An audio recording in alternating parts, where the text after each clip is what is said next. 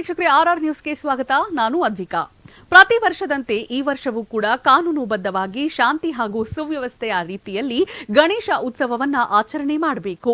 ಯಾವುದೇ ಅಹಿತಕರ ಘಟನೆಗಳು ನಡೆಯದಂತೆ ಪೊಲೀಸ್ ಇಲಾಖೆಯಿಂದ ಕ್ರಮಗಳನ್ನು ಜರುಗಿಸಲಾಗುವುದು. ಕರ್ಕಶ ಧ್ವನಿಯ ಡಿಜೆಗಳನ್ನು ಸಂಪೂರ್ಣವಾಗಿ ನಿಷೇಧಿಸಲಾಗಿದ್ದು, ಸಾಂಪ್ರದಾಯಿಕವಾಗಿ ವಾದ್ಯ ಮೇಳದೊಂದಿಗೆ ಉತ್ಸವವನ್ನ ಆಚರಣೆ ಮಾಡಬೇಕು ಎಂದು ಅತಣಿ ಸಿಪಿಐ ರವೀಂದ್ರ ನಾಯ್ಕೋಡಿ ಹೇಳಿದರು.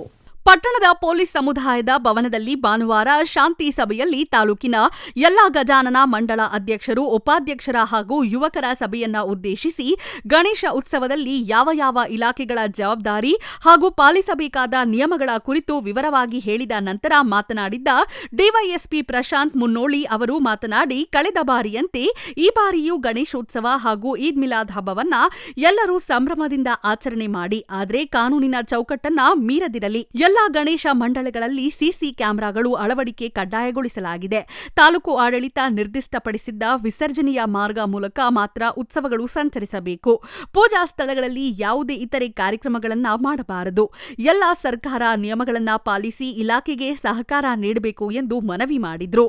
ಈಗ ಗಣಪತಿಯನ್ನ ಎರಡು ರೀತಿಯಲ್ಲಿ ಕೂಡಿಸ್ತೀವಿ. ಒಂದು ವೈಯಕ್ತಿಕವಾಗಿ ನಮ್ಮ ಮನೆಯಲ್ಲಿ ನಾವು ಕೂಡಿಸ್ತೀವಿ. ಅದನ್ನ ನೀವು ಎಷ್ಟು ದಿನ ಕೂಡಿಸ್ತೀರಿ ಅಂತ ನಿಮ್ಮ ಭಕ್ತಿಗೆ ಬಿಟ್ಟರು. ಅದು ಯಾರು ಇಂಟರ್ಫಿಯರ್ ಆಗಕ್ಕಾಗಲ್ಲ, ನಾವು ಆಗಲ್ಲ, ಬೇರೆಯವ್ರು ಯಾರು. ಅದನ್ನು ಹೊರತುಪಡಿಸಿ ಸಾರ್ವಜನಿಕ ಗಣಪತಿ ಅಂತ ಇನ್ನು ಕೆಲವೊಂದು ಕೂಡಿಸ್ತೀವಿ. ಅಂದ್ರೆ ನಮ್ಮ ಮನೆ ಬಿಟ್ಟು ಹೊರಗಡೆ ಎಲ್ಲೋ ಒಂದು ಸಾರ್ವಜನಿಕ ಪ್ಲೇಸ್ ಅಲ್ಲಿ ಕೂಡಿಸ್ತೀವಿ.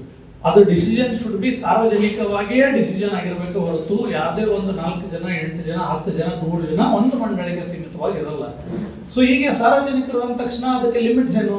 10 ಜನನೋ 11 ಜನನೋ 100 ಜನನೋ 101 ಜನನೋ 1000 ಜನನೋ 1001 ಜನ ಅನ್ನೋದಕ್ಕೆ ಲಿಮಿಟ್ಸ್ ಇಲ್ಲ. ಹೀಗಾಗಿ ಈ ಕನ್ಫ್ಯೂಷನ್ ಬೇಡ ಅಂತ ಒಂದು ಮಂಡಳಿಗೆ ಅದಕ್ಕೊಂದು ಜವಾಬ್ದಾರಿ ಕೊಟ್ಟಿರ್ತಾರೆ. ನೀವು ನೋಡಪ್ಪ, ಈ ಗಣಪತಿ ಬರೋದ್ರಿಂದ ಹಿಡ್ಕೊಂಡು ವಿಸರ್ಜನೆ ಆಗುವವರೆಗೂ ಒಂದು ನೀವು ಜವಾಬ್ದಾರಿ ತಗೊಳ್ರಿ ಅಂತ ಹೇಳ್ಬಿಟ್ಟು ಆ ಯುವಕ ಮಂಡಳದವರು ಅಷ್ಟೇ ಜವಾಬ್ದಾರಿಯುತವಾಗಿ ಸಾರ್ವಜನಿಕ ಯಾವುದೋ ಒಂದು ಜೊತೆ ಬರದೇ ಇರೋಂಗೆ ನಾವು ಎಷ್ಟು ದಿನ ಕೂಡಿಸಿದ್ರೆ ಸರಿಯಾಗುತ್ತೆ, ಜನರಲ್ಲಿ ಎಷ್ಟು ದಿನ ಕೂಡಿಸ್ತಿದ್ದಾರೆ, ಸರ್ಕಾರದ ನಿಬಂಧನೆಗಳೇನಿದಾವೆ, ಯಾವ ದಿವಸ ಒಳ್ಳೆ ದಿನ ಇದೆ, ಯಾವ ದಿವಸ ನಾವು ವಿಸರ್ಜನೆ ಮಾಡ್ಲಿಕ್ಕೆ ಯೋಗ್ಯವಾಗಿದೆ, ಏನಾದ್ರು ಇಲ್ಲಿ ಸೂತಕ ಶೋಕ ಏನಾದ್ರು ಇದೆಯಾ, ಎಲ್ಲ ಇಲ್ಲಿ ಲೋಕಲ್ ಕಂಡೀಷನ್ ನೋಡ್ಬಿಟ್ಟು ಒಂದು ಡಿಸಿಷನ್ ತಗೋತಾರೆ.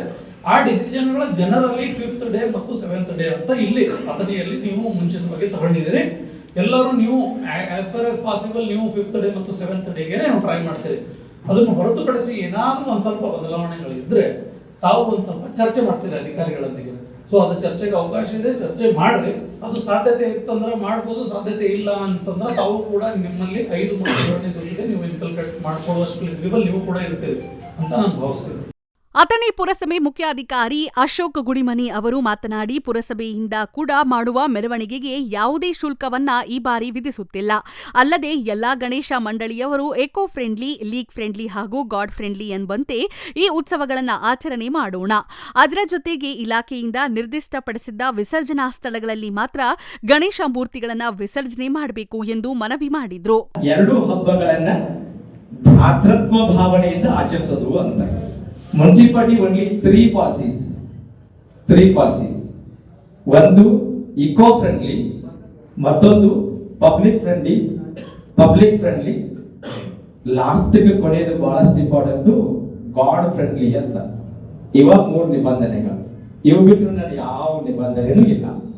ನೀವು ಎಲ್ಲಿ ಹೇಳ್ತೀರಿ ಸಾಹೇಬ್ರು ಅವರು ಇವ್ರು ಹೂ ಅಂದ್ರೆ ನಾನು ಹೋಣ ಪರ್ಮಿಷನ್ ಕೊಡ, ಎನ್ಒಸಿ ಕೊಡ.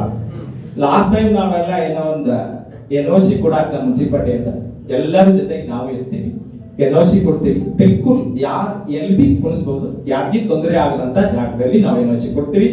ಲಾಸ್ಟ್ ಟೈಮ್ ನಾವು ಒಂದು ಚಾರ್ಜ್ ಮಾಡಿದ್ದೀವಿ ಮುನ್ಸಿಪಾಲಿಟಿ, ಒಂದು ಎನ್ಒಸಿ ಇಂತಿಷ್ಟ ಕೊಡಬೇಕು ನೀವು 500, 1000, 200 ಅಂತ. ಈ ಸರಿ ಬಿಲ್ಕುಲ್ ಫ್ರೀ ಎನ್ಒಸಿ.